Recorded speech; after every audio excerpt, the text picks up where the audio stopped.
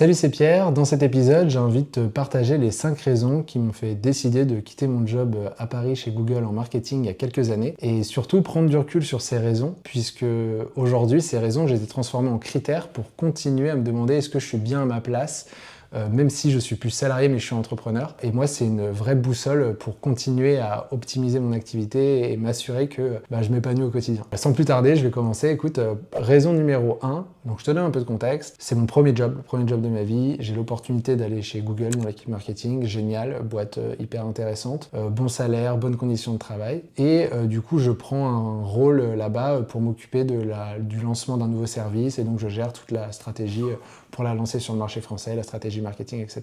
Avec du recul, je me rends compte que dans le monde du travail, on peut un peu avoir 3 rôles. Il y a le rôle de l'exécutant, l'opérationnel, le doueur, le rôle du chef de projet, donc le chef d'orchestre, celui qui va collaborer avec des prestataires, des personnes en interne, etc. et gérer le développement d'un projet. Et le troisième rôle, généralement, c'est le rôle de management. Moi, j'ai souvent adoré être dans des rôles un peu entreprenants et surtout doueur, avoir les mains dans le cambouis, pouvoir faire des choses, avoir une idée le matin sous la douche et la mettre en musique l'après-midi. Et là, je me suis retrouvé dans un rôle de chef de projet où mon rôle, c'était plutôt de réfléchir, structurer la stratégie, puis après briefer des prestataires, des personnes qui vont pouvoir exécuter. Et là, j'ai une espèce de dissonance de, en fait, j'arrive en visio et par exemple, je vais briefer une agence créa et après, eux, ils vont partir bosser pour réfléchir à quelles pourraient être les créas. Et là, je me suis dit, mais moi, en fait, j'ai envie d'être à leur place.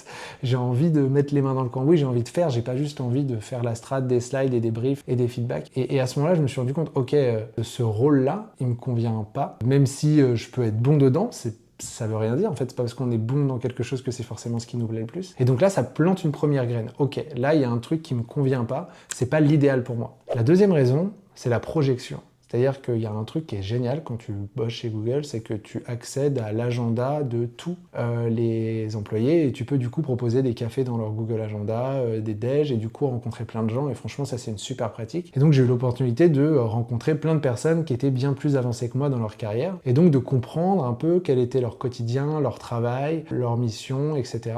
Et puis en fait je me suis rendu compte avec du recul que je me projetais pas, que leur travail était de moins en moins dans le côté doueur que moi j'aime faire et que je venais de me rendre compte, qu'il y avait beaucoup plus de management, puisqu'en fait, dans notre société et dans le monde du travail, malheureusement, il y a ce truc de si tu veux prendre des responsabilités, il faut manager, donc moi, c'est pas ce que j'avais envie de faire. Et puis, il y avait aussi toute une dimension politique qui allait arriver pour pouvoir faire passer ces décisions, convaincre, etc. Et alors là, moi, ça me donne de l'urticaire.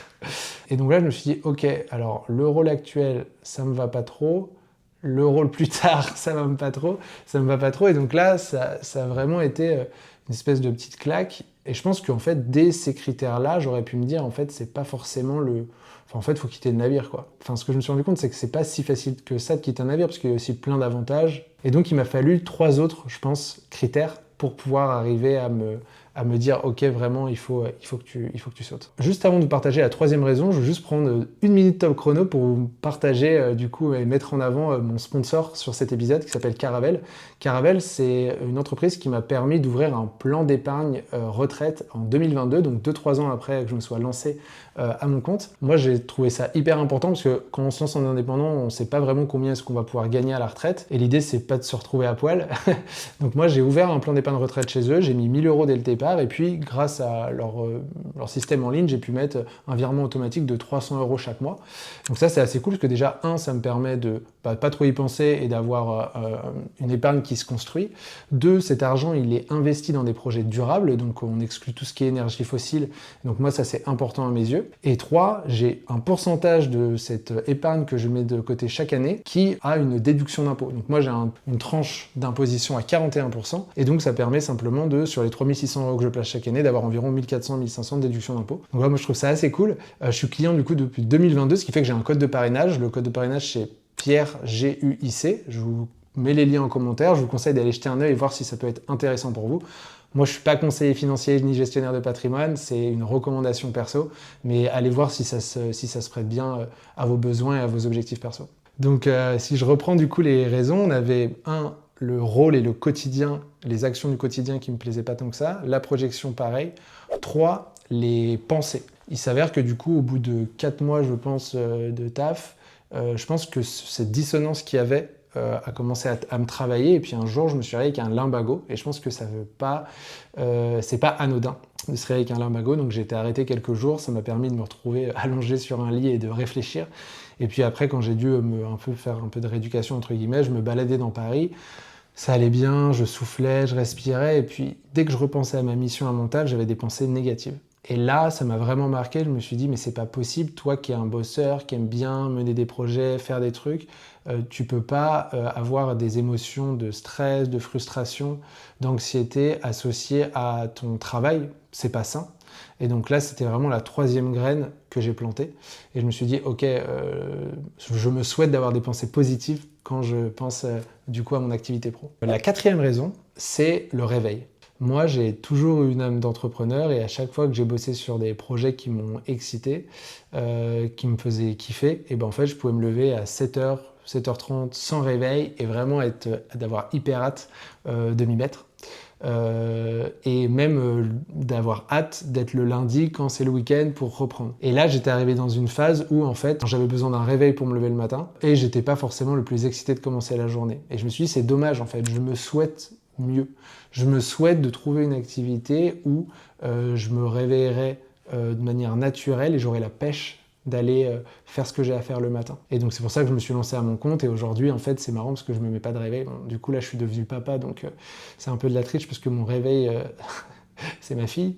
Mais avant de devenir papa, c'est vrai que j'ai plus du tout mis de réveil et je me levais le matin tôt de manière naturelle et j'étais toujours content d'ouvrir mon ordinateur et de continuer les projets. Et donc ça, c'était vraiment du coup le 4e critère qui m'a marqué. Et la 5e raison, c'est l'équilibre. L'équilibre, tout simplement parce que du coup j'habitais à Paris. Je travaillais pas mal avec les US, donc qui travaille avec les US dit il y a un décalage horaire, donc si tu veux faire des calls avec eux, tu fais des calls à partir de 17h30, 18h, 19h pour qu'eux ils soient réveillés le matin. Si tu veux profiter de la nature, aller surfer, etc., bah en fait c'est pas vraiment possible et accessible. Et donc en fait, moi c'était pas à ça que j'aspirais. Et ce qui est intéressant, c'est que j'étais dans un environnement qui était très confortable, c'est-à-dire que voilà, il y avait la machine à café, on se retrouvait avec les collègues, il y a une salle de sport, j'allais faire du sport 3 fois par semaine, la nourriture le matin et le midi était offerte, etc.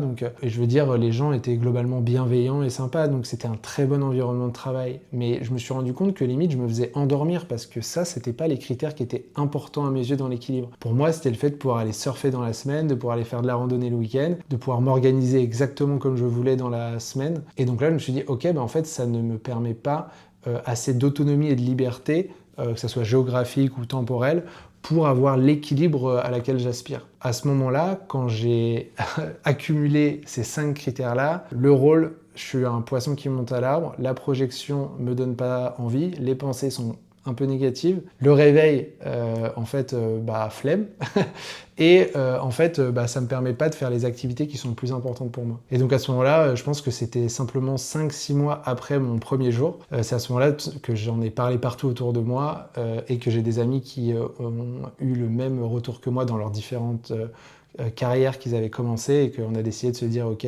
on se donne 6 mois et dans 6 mois on claque la porte et on va essayer de trouver autre chose. Donc voilà les 5 raisons que je vais vous partager. J'espère que ça pourra vous aider si vous êtes dans un moment de doute. Et ce qui est intéressant, c'est que aujourd'hui, moi je vois ça du coup comme des red flags que j'écoute toujours dans mon activité. Est-ce que ces red flags sont là? Et que j'ai transformé aussi en green light, c'est-à-dire est-ce que mon quotidien, l'activité que je fais au quotidien, elle me plaît? Si oui, c'est une green light. La projection, est-ce que les personnes qui sont avancées dans le même domaine que moi, qui sont plus avancées, ça me donne envie ou pas? Si oui, boum, green light. Est-ce que j'ai des pensées positives quand je pense à mon activité? Green light. Est-ce que quand je me lève le matin, j'ai la pêche et j'ai envie de m'y mettre? Green line. Et est-ce que je peux organiser mon temps et faire les activités extra, on va dire, professionnelles dans ma semaine qui me plaisent? Si c'est oui, c'est green light. Et du coup, ces 5 critères, ils sont hyper importants pour moi. Je les garde toujours dans un coin de ma tête et je vérifie assez régulièrement est-ce que je suis toujours au clair avec ça, parce que, encore une fois, c'est ok d'avoir un déséquilibre là-dessus de temps en temps.